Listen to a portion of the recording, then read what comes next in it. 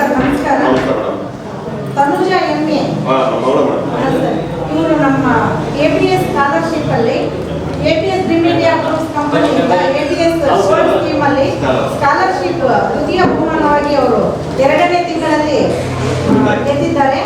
ಅವರಿಗೆ ನಾವು 10,000 ರೂಪಾಯಿ ಸ್ಕಾಲರ್ಶಿಪ್ ಮತ್ತೆ ಒಂದು ಪ್ರಮಾಣ ಪತ್ರ ಜೊತೆ ಕೊಡ್ತಾ ಇದ್ದೀವಿ ಸರ್. ಈ ಸ್ಕಾಲರ್ಶಿಪ್ಪಿನ ಹಣ ನೀವು ಯಾವ ರೀತಿಯಾಗಿ ತಗೊಳ್ಳಿ ಸರ್. ನಿಮ್ಮ ಮಗಳ ನಮ್ಮ ಹೆಸರು ಸರ್ ಹಳೆ ಓಕೆ ಸರ್. ಇದು ಸ್ಕಾಲರ್ಶಿಪ್ ಅನುಕೂಲ ಆಯಿತು ಸರ್. ಇವಾಗ ಎಷ್ಟು ಕಂತು ನೀವು ಕಟ್ಟಿದ್ದು?